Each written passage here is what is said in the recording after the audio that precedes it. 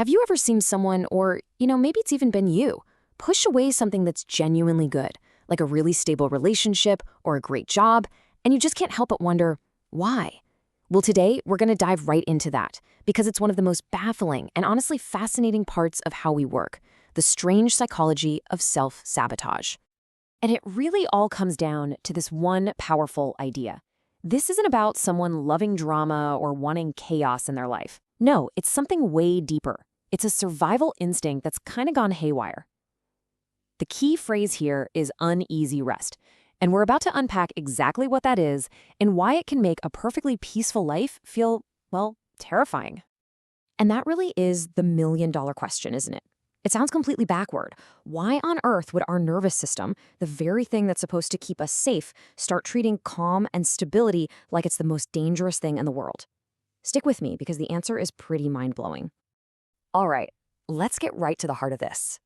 This whole phenomenon, this whole feeling, it revolves around a concept that psychologists call uneasy rest. This is the core reason why something good can suddenly feel so wrong. Okay, so what is it? Well, imagine your body's internal alarm system is just wired backwards. For someone experiencing uneasy rest, that feeling of finally being able to take a deep breath and relax, that's the very thing that trips the alarm bells. Peace doesn't feel like peace. It feels like that super eerie quiet right before the storm hits. So, how does a brain even get to this point? It's really important to get this. We're not talking about a character flaw or some kind of conscious choice someone is making. This is a powerful and usually unconscious survival mechanism that the brain has learned over a long time. And here's the root cause. It's something called chronic stress adaptation. So, think about a brain that grew up in a really chaotic or constantly stressful environment. That brain never had the luxury of learning how to just be calm. It had to learn how to survive. So it got really good, like an expert at spotting problems, managing conflict, and navigating crises. It's almost like a superpower, right? But what happens when the crisis is actually over?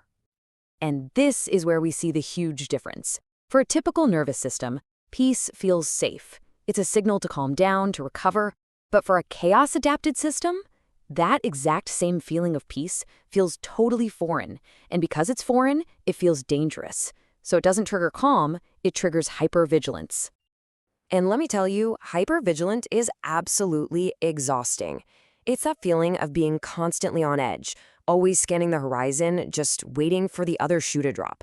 The brain got so used to fighting fires that when there are no fires, it starts sniffing around for smoke, totally convinced that a massive blaze must be just around the corner. So all of this leads us to the final and most fascinating piece of this puzzle. Now we get why peace can feel bad, but this next part explains why someone might actually create conflict just to make that bad feeling go away. It's a head-scratcher called the safety paradox. And here it is, the big twist. The brain isn't actually looking for drama. It's looking for what feels familiar.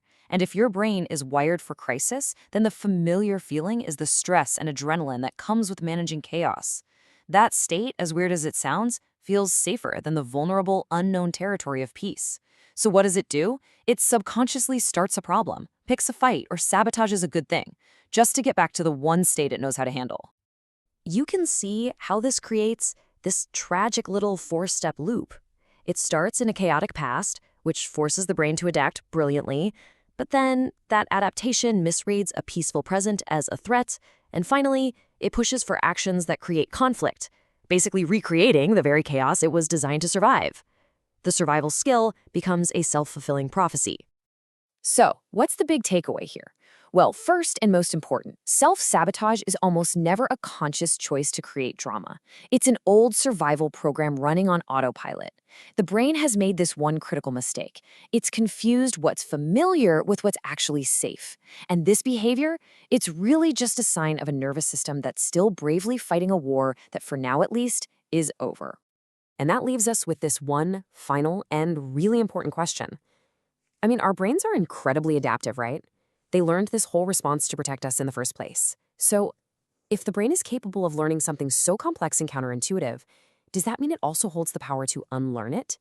Can it rewire itself to finally find real, true safety and peace?